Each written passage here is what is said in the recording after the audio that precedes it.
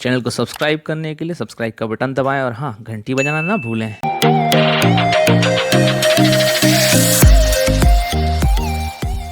नमस्कार दोस्तों, बुंदेलखंडी अड्डा पर स्वागत है। और बुंदेलखंडी अड्डा के गपशप पंचायत सेगमेंट में रुक जाना नहीं के साथ आज हमारी मेहमान है मिस दीपाली मिश्रा जी, जो कि नोएडा एनसीआर से हमारे साथ जुड़ी हुई है। प्रोफेशनली एक फिटनेस ट्रेनर है, ज़ुम्बा स्पेशलिस्ट हैं और अपने साथ साथ अपने आसपास बहुत सारे लोगों को फिट रहने में मदद कर रहे हैं। तो बहुत बहुत स्वागत है दीपाली मिश्रा आपका बुंदेलखंडी अड्डा के रुक जाना नहीं सेगमेंट में। थैंक यू सो मच सहयोग। और मैं थैंक यू बोलना चाहूंगी बुंदेलखंडी अड्डा को। Bundelkhandi Adda is really doing a great job. हर बार कुछ अलग सेगमेंट्स, हर बार कुछ अलग लोग, नए लोग, बहुत कुछ नया जानने मिलता है। So it's really good. Thank you so much for inviting me. Thank you very much आप अपना समय देने के लिए। इनिशियली अगर बात करें रुक जाना नहीं सेगमेंट की, जो सोच है, जो कंसेप्ट है, वो ऐसे लोगों के साथ हमारे व्यूअर्स को मिलाने का है जिन्होंने अपने हॉबीज को अपना पैशन बनाया, प्रोफेशन बनाया और कहीं ना कहीं उस चीज में अपने आप को जिंदा रखा हुआ है, या कहा जाए तो अपनी जिंदगी में उस शौक को जिंदा रखा हुआ है। तो ये फिटनेस ट्रेनर बनने का आइडिया कहाँ से आया, मतलब बुखार कब चढ़ा अगर कहा जाए? नहीं, फिटनेस ट्रेनर बनने का बुखार कभी भी नहीं चढ़ा था। बुखार हमेशा से टीवी पे काम करने का ही था और वो किया भी। बट आफ्टर माई मैरिज कुछ समझ में नहीं आ रहा था, बिकॉज मध्य प्रदेश इंदौर से यहाँ पे आने के बाद you have to search many people, वो मिले, फिर आप कुछ नया करो। फिर कई बार आपको आपका प्रोफाइल नहीं पसंद आता, कई बार सैलरी नहीं पसंद आती। तो इन सब की जो जद्दोजहद चल रही थी, उस बीच में कहीं से ये फिटनेस ट्रेनर बनने का कॉन्सेप्ट निकल के आया। और फाइनली जब वो आ गया तो फिटनेस में मोस्टली क्या होता है, डांस, जुम्बा, एरोबिक्स, ये सब चीजें इन्वॉल्व होती है। तो डांस का शौक भी बचपन से ही था। स्कूल से कब डांस में, मतलब पढ़ाई की जगह डांस में रुझान ज्यादा हो गया, ये पता ही नहीं चला। तो करते करते जब फाइनली मौका मिला कि चलो अब अपना कुछ शुरू करने का मौका है, तो फिर I have started my own thing. Okay, शायद ये कुछ हम लोग ज्यादा ही लोग आज जिसको देख रहे हैं वो आज की दीपाली मिश्रा एक फिटनेस ट्रेनर है। थोड़ा सा पीछे जाते हैं, बचपन का जिक्र किया आपने। आपका बर्थ प्लेस, आपका जन्म कहाँ हुआ और वहां मेरा से बर्थ शुरुआत प्लेस करते हैं। सागर ही है। सागर मध्य प्रदेश में मेरा जन्म हुआ। मेरा स्कूलिंग सागर महर्षि विद्या मंदिर स्कूल से हुआ। और उसके बाद मेरा ग्रेजुएशन के लिए मैं बाहर चली गई थी, मैं इंदौर चली गई थी। तो पर मैं बेसिकली सागर से ही हूँ। जनरली कहा जाता है जो परफॉर्मर्स होते हैं वो, मतलब जैसे आज आपने बताया कि जुम्बा या fitness is very much related to dance, लेकिन जो परफॉर्मर्स होते हैं या डांसर्स होते हैं या आर्टिस्ट होते हैं, वो दिल से बड़े जिंदा दिल होते हैं, एक्सप्रेसिव होते हैं बहुत ज्यादा। बचपन से ऐसे थे या हाँ बड़े हाँ, होते होते ये बचपन हो से, गया? पैदा होने के बाद से ही। स्कूल की जर्नी कैसी रही थी? स्कूल स्कूल स्कूल की जर्नी बहुत ही अच्छी थी, बहुत ज्यादा अच्छी थी। मतलब वो कहते हैं ना, कुछ लोग कहते हैं कि अरे मैंने तो अपनी स्कूल लाइफ में कुछ किया ही नहीं। तो मेरे केस में ऐसा कुछ नहीं है। मैंने अपनी स्कूल लाइफ में हर वो काम किया है जो एक स्टूडेंट को करना चाहिए। So I have enjoyed my school life a lot. अभी भी अगर कभी बैठते हैं, याद करते हैं, तो लगता है कि वापस स्कूल चले जाओ, वापस स्कूल के दिन आ जाए। तो स्कूल लाइफ बहुत मतलब अच्छी थी, बहुत मतलब एंटरटेनिंग। उस जिंदगी में अगर एक कैरेक्टर फ्रेम किया जाए दीपाली मिश्रा का, तो एक लेडी डॉन या एक्सप्रेसिव चुलबुली लड़की, कौन सा ऑप्शन ज्यादा सुटेबल होगा उस दीपाली के लिए? झांसी की रानी प्लस एक्सप्रेसिव चुलबुली लड़की। It's a mix of everything. Combo, combo. Combo कैसे कह हाँ, सकते मतलब ऐसा है कि ऐसे मस्त रहो, स्वस्थ रहो, व्यस्त रहो वाला कॉन्सेप्ट है। हैं? और कोई आपके अगर बीच में परेशान करने की कोशिश करे, तो उसको समझा दो कि ये गलत ट्रैक पे गाड़ी लेकर आ गए हो तुम। नहीं, वो बहुत अच्छी चीज है। बचपन का जिक्र आता है, स्कूलिंग का जिक्र आता है, तो कहीं ना कहीं एक ऐसी उम्र होती है जब फैमिली बहुत इंपॉर्टेंट रोल अदा करती है। तो हाँ, घर में ज्यादा कनेक्टेड किसके साथ है? मम्मी के साथ, पापा के तो साथ? ऑफ कोर्स मम्मी के साथ ही है। पापा पापा से भी बहुत अच्छे से कनेक्टेड हैं। पर पापा से स्कूल खत्म होने के बाद कनेक्शन ज्यादा अच्छे से डेवलप हुआ, जब हम लोग बाहर गए, बाहर पढ़ना शुरू किए। फिर धीरे धीरे एक्चुअली होता क्या है कि मैं पर्टिकुलरली सागर की या सागर के आसपास के एरिया की जो बात करूं, तो वहां पे जितने भी फादर फिगर हैं, वो इनिशियली अपने बच्चों से शायद उतने नहीं खुलते, but it is a girl और अ बॉय। ऐसा कुछ नहीं कि मेरा भाई है तो मेरे पापा का उससे बहुत अच्छा मतलब टॉकिंग टर्म्स में है, ऐसा कुछ नहीं है। चाहे लड़का हो या लड़की, एक फादर्स को एक टाइम लगता है खुलने के लिए, अपने बच्चों से ज्यादा इंटरेक्टिव होने के लिए कंपेयर टू मदर्स। तो इसलिए जी इनिशियली जो टाइम था वो मम्मी के साथ ज्यादा अच्छा था। अब धीरे धीरे वो पापा के साथ भी बहुत अच्छा हो गया है, तो वो थोड़ा टाइम के साथ चेंज हो जाता है। तो हाँ, इनिशियली मम्मी के साथ थोड़ा ज्यादा अच्छा था। अगर मैं आपकी पढ़ाई वहां से एक सपोर्ट मिला तो आपने अपनी ग्रेजुएशन कॉमर्स फील्ड के साथ इनिशिएट स्टार्ट देखिए किया पढ़ाई था। के बारे में तो जिक्र बहुत ज्यादा ना ही कीजिए बट हाँ, 10th के बाद हुआ क्या कि 10th में मेरा रिजल्ट बहुत अच्छा नहीं था, जी तो ठीक ठीक था। तो उसके बाद एक सेटबैक लगा कि अरे इतना गंदा रिजल्ट आ गया है। सेटबैक तो क्या मुझे नहीं लगा, पेरेंट्स को ही लगा हमको तो लगा पास हो गए, बहुत बड़ी बात हो गई। हम तो नारियल चढ़ाने चले गए थे कि थैंक गॉड पास, बड़ी अच्छी बात है। फिर 11th से थोड़ा सा यू टर्न आया पढ़ाई को लेकर के, थोड़ा सा सीरियसनेस आई। ग्रेजुएशन आते आते तक मैंने मेरा ग्रेजुएशन जो किया है इंदौर में किया है, इंदौर के क्रिश्चियन एमिनेंट कॉलेज से किया है। तो मुझे भी नहीं पता था कि ग्रेजुएशन के फाइनल ईयर में मैं वो बंदी होंगी जिसने टॉप किया होगा। ओह, तो मैं मेरे मतलब 10th में, sorry to interrupt you, 10th में जिसका रिजल्ट इतना भी अच्छा नहीं था कि फैमिली गर्व क्या ये भी कह सके कि ठीक है, वो लड़की 12th पास करके एक नई सिटी में जाती है इंदौर में एंड बिकम द टॉपर। यही तो इस रुक जाना नहीं सेगमेंट की खासियत है, ऐसे लोगों से मिलवाना कि अगर कुछ होता है तो ये नहीं कि रुक जाए, थम जाए, अरे अब कुछ नहीं हो सकता है। दिस इज दीपाली मिश्रा, जिन्होंने उस 10th के सेटबैक का जवाब ग्रेजुएशन में टॉपर बन के दिया। तो कैसा था उस समय फैमिली का रिएक्शन? मम्मी पहले तो मुझे ही, मम्मी दूसरों का क्या रिएक्शन होगा, अपना खुद का ही रिएक्शन नहीं आ पा रहा था। मतलब मैंने 3 से 4 बार चेक किया कि ये मतलब मेरा ही नाम है, सही रोल नंबर है। तब फिर सबने कंफर्म किया कि नहीं, अलग अलग स्ट्रीम्स होते हैं। तो मैंने मेरा जो बीकॉम किया है वो फॉरेन ट्रेड से किया है। तो फॉरेन ट्रेड का जो पूरा सेक्शन था उसमें मैंने टॉप किया था।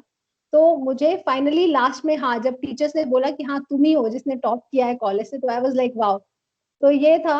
फिर फिर मैंने एमकॉम जब दोबारा किया आफ्टर मैंने मास्टर्स एक्चुअली 3 चीजों में किया है। मैंने मास्टर्स किया है मास कम्युनिकेशन में, फिर मैंने मास्टर्स किया है कॉमर्स में, और मैंने पोस्ट ग्रेजुएशन का डिप्लोमा लिया है साइकोलॉजिकल काउंसलिंग में। तो ओहो, हाँ, मतलब I am talking to the versatile person and हाँ मोस्ट वो टैलेंटेड लेडी। होता चला गया, मतलब ऐसा कुछ इंटेंशन नहीं था कि ये सब करना है। ओके, और यू वोंट बिलीव, ये सब मैंने मेरे वर्किंग के साथ किया। मैं जॉब करती थी और ये सारी पढ़ाई मैंने साथ में की है, बिकॉज हमेशा से। पहली जॉब क्या थी आपकी? पहली जॉब मेरी क्या थी, देखो पहली जॉब मैंने की थी 11th क्लास में जब मैं थी, तो सागर में एक CNN न्यूज चैनल था। ओहो, 11th में हाँ, स्कूल के दौरान ही? वाह। स्कूल के दौरान ही मैंने CNN न्यूज चैनल के साथ पे मैं उनके यहाँ न्यूज रीडिंग करने जाती थी। हर शाम को पापा छोड़ के आते थे, पापा लेके आ जाते थे, 1-2 घंटे का काम होता था। तो मेरा पहला जॉब वहां से शुरू हुआ। फिर जब मैं इंदौर गई तो इंदौर में मैंने एक्सिस बैंक के साथ में कुछ 6-7 महीना छोटा सा एक जॉब किया, ठीक है। सेल्स एंड प्रमोशंस देखा मैंने उनका। पर एक प्रॉपर जॉब कहें तो वो मेरा शुरू हुआ दैनिक भास्कर के साथ में, जो भास्कर टेलीविजन में मैंने जब भी एंकरिंग और होस्टिंग का काम शुरू किया था, तो वो मेरा एग्जैक्ट जॉब आप कह सकते हैं। तो वो मेरा आई थिंक 2009 या 2010 में शुरू हो गया था। मतलब अगर आपके बारे में कहा जाए तो एक रेगुलर एजुकेशन चल रही थी कि लोग 10th का 11th करते हैं, 12th करते हैं, ग्रेजुएशन करते हैं, हाँ हाँ लेकिन दूसरी तरफ दिमाग, जो खुरापाती दिमाग फैसिनेट करता था, कैमरा, ग्लैमर, हाँ, वो एक सब भी चल रहा था। स्टेज, है ना, वो आपका एक प्रोफेशन अलग चल रहा था, एक अलग ही ट्रैक पे चल रही थी गाड़ी वो जिंदगी गाड़ी की। अलग ही ट्रैक पे चल रही थी। वो मुझे भी आज तक कभी समझ में नहीं आया। मुझे सब ये कहते हैं जब भी मिलते हैं मुझसे कि बिकॉज मेरी, अगर आप, मैं अपनी तारीफ नहीं कर रही हूँ, मैं सिर्फ आपको एक बात बता रही हूँ कि अगर आप मेरी डिग्रीज, मेरा पढ़ाई देखें और मेरा एक्सपीरियंस देखें और फिर मेरा एज देखें, तो कोई ट्रस्ट नहीं करता कि मैंने इतना सब कुछ एक ही, इतना मतलब उसी सब लाइफ कुछ में कर बहुत लिया। छोटा टाइम में कर लिया। हाँ, कि सबको दीपाली, लगता है कि अलग अलग टाइम में किया होगा, पर वो एक ही टाइम में सारी चीजें होती चली थी, तो इसलिए शायद वो चीजें ज्यादा है और टाइम कम दिखता है, तो एक ऐसे हो चीज गया। बहुत ज्यादा आती है क्योंकि आप बुंदेलखंड एरिया से बिलोंग करती हैं, आपकी परवरिश वहीं हुई है, है ना। हमारे यहाँ पर पेरेंट्स की मर्जी या खुद की मर्जी से ज्यादा जरूरी होता है समाज की क्या मर्जी है या रिश्तेदारों की क्या मर्जी है। हाँ जिस एरा में आप बड़े हुए थे और जो काम आप कर रहे थे, उसको लेकर क्या रिएक्शन था सोसाइटी का या कहा जाए रिलेटिव्स का? देखा ही नहीं कि किसका क्या रिएक्शन आ रहा है, मतलब मुझे कभी फर्क ही नहीं पड़ा क्योंकि टाइम ही नहीं मिला। जिस तरीके का काम होता था और जिस तरीके से आप हर पढ़ाई में भी इन्वॉल्व रहना है, जॉब भी करना है, नहीं, फिर कभी फ्रेंड्स बातें के साथ सुनने में भी मिलने आपको आती involve- थी, कभी बातें सुनने में आती थी कि हाँ, लड़की बातें तो बहुत सुनने में आई पर क्या फर्क पड़ता है क्या उससे तो। क्या होता, क्या कहते थे लोग वैसे? हाँ, उससे कोई ज्यादा फर्क नहीं पड़ा। हाँ, मेरी मम्मी को बोलते थे क्या कर रही है, ये है वो है, तो मम्मी भी थोड़ा सा, मम्मी कूल है, मम्मी ने कहा हाँ ठीक है, उसको जो करना है करेगी, लेट्स नहीं, सी मैंने क्या होता है। इस बात का जिक्र मैंने इसलिए यहाँ पर छेड़ा क्योंकि कई बार क्या होता है, बहुत से लोग अपने अंदर बहुत कुछ समाये हुए हैं, करना चाहते हैं, लेकिन मैंने कहा ना कि 10th के बाद बच्चा क्या सब्जेक्ट लेगा वो उसकी मर्जी या पेरेंट्स की मर्जी से ज्यादा डिपेंड करता समाज क्या सोचेगा। और उस सोच को सेटिस्फाई करने के चक्कर में कई बार लोग अपने करियर, अपनी लाइफ के साथ समझौते कर लेते हैं। तो अरे दीपाली एक एग्जाम्पल है जिसने ये शायद नहीं ध्यान दिया और इसलिए शायद आज मुकाम पर है हाँ, कि आज हम उनके साथ ये बातचीत रूबरू कर पा रहे हैं। एक्चुअली मैं फॉर्चुनेट रही क्योंकि मेरे पेरेंट्स ने ध्यान नहीं दिया कि लोग क्या ओके। कह रहे हैं, क्योंकि जब उन्होंने ही ध्यान नहीं दिया तो फिर बच्चे तक तो वो चीज आ ही नहीं पाती ना। ये जो हमें कुकून होता है, पेरेंट्स वाला जो कुकून होता है, हम्म। आप पहले उसके अंदर रहते हो, अगर वो प्रेशर वहां से आने लग जाए तो आपके दिमाग में आता है ये क्या सोचेगा, वो क्या सोचेगा। बट अच्छी बात ये है कि कभी मेरे पेरेंट्स ही माइंड नहीं करते, अभी भी नहीं करते हैं। जब I am married still I am taking classes, still I am wearing what I want to wear. तो यहाँ पे मेरे इन लॉज माइंड नहीं करते, क्योंकि वो माइंड नहीं ओके। करते तो लोगों तक तो पहुंच ही नहीं सकता कि वो माइंड कर रहे हैं या नहीं कर रहे हैं, फर्क नहीं पड़ता। Same goes with my parents कि जब उनको ही नहीं फर्क पड़ा तो मुझ तक तो वो फर्क आने दिया ही नहीं गया, तो इसलिए कुछ पता ही नहीं चला कि लोग क्या सोच रहे हैं क्या नहीं सोच रहे हैं। यू आर वेरी ब्लेस्ड कि ईश्वर ने आपको हाँ, ऐसे पेरेंट्स, ऐसे गार्जियंस और अब ऐसे इन लॉज दिए। अब इन लॉज का जिक्र आया है तो कहीं ना कहीं your love interest, your husband, your better half जो भी हैं अब आपके लिए वो सब कुछ है, कह हाँ। सकते हैं, जिंदगी है। कैसे मुलाकात हुई उनसे, क्या नाम है उनका, क्या करते क्या है वो? मेरे हस्बैंड का नाम है Tanmay Upadhyay and he is working in Noida as a media manager, media planner है वो। और हमारा मुलाकात एक्चुअली हमारी शादी जीवन साथी, तो ओहो। वो भी ऐसे एक कहानी थी कि क्योंकि अब घर वाले बोले शादी करना है, शादी करना है। अभी मैंने कहा कि नहीं ठीक है, मुझे सागर में शादी नहीं करना, मैं सागर के लड़के से शादी नहीं करूंगी। सॉरी जितने भी सागर के लोग देख रहे हैं, इंटेंशन ये नहीं था कि आप लोग अच्छे नहीं है, everybody is really great in Sagar, but मुझे करनी नहीं थी शादी। तो मतलब अभी पहली बार सुना है कि किसी को अपने मतलब कहा जाए नेटिव प्लेस के लोगों में कोई इतना काबिल नहीं दिख रहा था भाई। क्या है, मतलब सागर के। जहाँ पे आप पले बड़े हो वहां का प्लस और माइनस आपको दोनों मालूम होता है। बिल्कुल तो बिल्कुल। उस प्लस माइनस से मैं स्किप करना चाह रही थी। तो अभी मम्मी ने कहा अच्छा तुमको कोई पसंद है तो बता दो, ये है वो है। मैंने कहा अभी ऐसे कोई टाइम नहीं मिला इतना कोई पसंद वसंद करने के लिए, तो छोड़ो। फिर अब क्या करें, क्योंकि मैं तो टाइम पास कर रही थी, मुझे शादी वादी नहीं करनी थी। To be very honest I was really enjoying my career. मैं कहा कौन शादी के चक्कर में पड़ेगा। तो फिर हमने क्या, कजिन्स ने और मेरी बहन ने मिलकर जीवन साथी में रजिस्टर कर दिया। कि अब ये तो हमने खुद को कर दी रही है, अपना बैरियर हटाने के लिए धक्का मारो इसको। क्या किया, हमने जीवन साथी में टाइम पास करना शुरू कर दिया। मतलब वहां पे भी आपने स्वस्थ रहो, मस्त रहो और व्यस्त रहो वाला कार्यक्रम छेड़ दिया। क्या तो ऐसे होता था कि किसी का भी फोन आता था, मम्मी बात करती थी, मुझे कॉल फॉरवर्ड करती थी, मैं उसको बड़ा सुना देती थी, क्या सैलरी है, क्या कमाते हो, मुझसे तो ज्यादा नहीं कमा लेते हो, क्यों तुमसे शादी करना है, ऐसे करके मैं ऐसे बात करती थी। कई बार मैं रूड हो जाती थी, तो ऐसे करते करते बहुत बार ना सब टाटा लड़के बाय बाय डर के होते भाग चले गए। चले गए।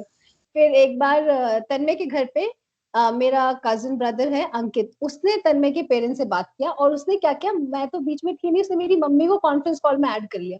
तो वहां पे सबकी बातचीत हो गई, ऑलमोस्ट सब कुछ ठीक ठाक बातचीत हो गई। फिर हो गया सब डन, मम्मी मुझे बताने लगी, तो मैंने कहा लड़के का नंबर तो दे दो, मैं बात तो कर लूं। मम्मी ने तो मुझे भरोसा नंबर नहीं दिया। था। हाँ, मम्मी ने उनके मम्मी से लेके नंबर दिया। नंबर देने के बाद फिर मम्मी मुझे बोली देखो ठीक से बात करना, अभी कुछ ऐसे वैसे बात मत करना। पर फिर भी मैंने वही किया, मैं तन्मय से बात की। इट वाज लाइक हमने पहली बार जब बात की थी, हमने 2.5 घंटा बात किया। और 2.5 घंटे में से अमेजिंग चीज ये थी कि तन्मय ने सिर्फ 2.5 मिनट बोला था, बाकी पूरा बोला था। बस उसके बाद आई थॉट कि ये मुझे मना कर देंगे मम्मी को कि नहीं नहीं हम अभी और लड़कियां देखेंगे एंड ऑल दैट। तो अगले दिन तो तन्मय की मॉम का फोन मेरी मम्मी के पास आया और बोली कि ठीक है हमें तो लड़की पसंद है। और मैं शॉक इतना बोलने के बाद भी पसंद आ गई। तो शेर को सवा शेर मिल गया, मतलब तन्मय को लगा कि शी इज द वन जिसकी मुझे लाइफ टाइम सुननी चाहिए। हाँ तो फिर फाइनली ऐसे करके हमारा जो कहानी था वो शुरू हुआ। फिर हम लोग दिल्ली में मिले सारे पेरेंट्स, मतलब अकेले नहीं मिले थे, पेरेंट्स के साथ मिले थे। फिर जब सब कुछ समझ में आ गया फैमिलीज को और हम लोग को, तो देन ऐसे हुआ था कि लड़का 6 महीने पहले देखा और हमारी शादी ऑलमोस्ट 6-7 महीने के अंदर हो गई थी। तो ये चट मंगनी पट ब्याह वाला कार्यक्रम था, बहुत वो हो बढ़िया। गया था। एंड आई होप सो आपकी जिंदगी बहुत अच्छी चल रही है, क्योंकि आपकी हाँ जी। बातों से और आपकी आवाज में जो एक पॉजिटिव वाइब्स है वो इस बात का सबूत है। कहीं ना कहीं ये सेगमेंट ऐसे लोगों के साथ है, मैं फिर से वही बात बोलूंगा, रुक जाना नहीं, जिनका सफर अभी तक चल रहा है कि कुछ भी हुआ, कितने भी बार गिरे, हर बार अपने आप को खड़ा किया और दोगुनी रफ्तार से अपनी लाइफ को आगे बढ़ाया, अपने करियर को सेटल किया। सफर यहाँ तक का अच्छा रहा है। मिड एज में है, लगभग 30 प्लस हो हाँ चुकी है उम्र हाँ लगभग।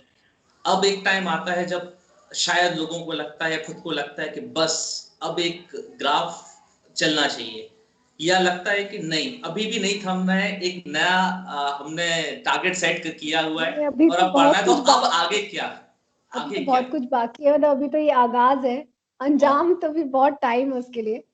तो अभी आगे तो बहुत सारी प्लानिंग्स है अपना खुद का। मुझे मेरा फिटनेस ट्रैवल बिजनेस शुरू करना है। Okay. So as of now I am working on that, जिसमें मैं फिटनेस को ध्यान में रखते हुए लोगों को ट्रैवल कराऊं। ये 2-3 चीजें मेरी बहुत पसंदीदा है। मुझे खाना बहुत पसंद है, मुझे घूमना बहुत पसंद है, और मुझे फिट रहना बहुत पसंद है। और आई थिंक आप देखें तो लाइफ के ये स्तंभ है। अगर आप ये सब चीजें कर रहे हैं तो आप बहुत खुश हैं, आप हमेशा खुश जिंदा दिल रहेंगे। तो मैं चाहती हूँ कि ये चीज सिर्फ मुझ तक ना रहे। I want to spread this to as many people as I can. और उसके लिए मैं ये नहीं चाहती कि लोगों को बहुत पैसा खर्चना पड़े। एक नॉमिनल कॉस्ट में आप हर चीज अपने लाइफ का एंजॉय कर सकें, आप घूम सकें, आप फिट रह सकें, आप अच्छा खा सकें। तो इस चीज को लेके अभी आई am working in that along with my husband. Tanmay is also helping me in that कि हम कैसे कर सकते हैं, हमारा क्या प्लान होना चाहिए। तो अभी तो गाड़ी चलना शुरू हुई है। तो अभी कुछ ऐसा कुछ नहीं कि अब आराम करना है। आराम करने के लिए we have some retirement plans, तो लेट्स सी। ओहो, मतलब कुल मिलाकर कहा जाए तो दीपाली मिश्रा ना रुकेंगी ना थकेंगी, बस हाँ दौड़ती चलेंगी और नए टारगेट्स के साथ आगे हाँ। बढ़ती चलेंगी। एक्चुअली होता क्या है संयोग, मतलब मैंने एक पर्सनली अपने लाइफ में इंडिया में देखा है मैंने। बाहर का तो मुझे पता नहीं ज्यादा, पर मैंने इंडिया में देखा है कि जैसे ही लड़की की शादी हो जाती है, अ, आप सोसाइटी को छोड़ दीजिए, आप पेरेंट्स को छोड़ दीजिए, आप लड़के को छोड़ दीजिए, लड़कियां खुद के दिमाग में ये क्रिएट कर लेती कि अब क्या करना, अब तो शादी हो गई है। तो वो जो एक जो माइंडसेट है ना, उससे बाहर निकलना बहुत जरूरी है कि अब क्या करना, अब तो शादी हो गई है। ये लाइन मुझे इतना पिन करती है कानों में। मतलब जब भी कोई मुझसे ये लाइन बोलता है कि अरे अब तो शादी हो गई है, तो मेरा रिएक्शन ये होता है कि शादी हो गई है, मैं जिंदा हूँ। तो कम ऑन। Really really. तो आप अगर अपना शादी हो गया तो you have to set your targets. अगर आप अपना गोल नहीं सेट करोगे, आप अपने लिए नहीं सोचोगे, तो आपका हस्बैंड या कोई आपके लिए नहीं सोच सकता। वो भी आपको वैसे ही ट्रीट करेगा जैसे आप अपने आप को ट्रीट कर रहे हो। तो ये सारा एक मैसेज है सारी लड़कियों के लिए कि अगर आप अपने आप को बदलना चाहते हो, आप चाहते हो कि लोग आपके लिए बदले, तो आप पहले अपने लिए अपना नजरिया बदलिए। स्टॉप सेइंग दिस कि मेरी तो शादी हो गई है। ऑलवेज से शादी हो गई तो क्या हुआ, अभी तो बहुत कुछ करना बाकी है। तो जब आप इस तरीके का नजरिया रखेंगे तो डेफिनेटली आपके लाइफ के टारगेट्स और गोल्स जो है वो पॉजिटिविटी में चेंज होते चले जाएंगे। तो this exactly what I want to say. Definitely Deepali ने जो बात आप के आज हमारे व्यूअर्स के साथ शेयर की, स्पेशली विद द गर्ल्स, के शादी या एक मुकाम पर पहुंच के थम जाना जिंदगी का अंत नहीं होता है। जब तक आप जिंदा हो तब तक रुकना मना है, इसलिए हमेशा आगे बढ़ते रहे, नए टारगेट सेट करें। आप अगर पॉजिटिव हैं अपने आप को लेकर तो कहीं ना कहीं आप अपने आप आसपास के लोगों के लिए भी पॉजिटिव रहेंगे। अगर आप खुश हैं अपने आप से तो आपके आसपास भी लोग आपसे खुश रहेंगे और आप उन्हें खुश रख सकेंगे। तो यही तो सोच है रुक जाना नहीं सेगमेंट की, बुंदेलखंडी अड्डा टीम की, ताकि आप सब ऐसे लोगों से रूबरू मिल सकें जो कहीं ना कहीं अपनी जिंदगी में आगे बढ़ते जा रहे हैं और नए नए टारगेट्स को अचीव करते जा रहे हैं। Thank you very very much miss Deepali Mishra, thank you Noida से सो हमारे मच, साथ थैंक यू जोड़ने के लिए। Everyone, thank you so much. सारे व्यूअर्स से रिक्वेस्ट है, प्लीज प्लीज प्लीज चैनल को सब्सक्राइब करें, लाइक करें, शेयर करें। वीडियो देखने के बाद जो भी आपके विचार हो नीचे दिए गए कमेंट सेक्शन में जरूर अपने हाथों से टाइप करके हम तक जरूर पहुंचाएं। Thank you very very much. Stay safe, stay happy, stay fit. Thank you.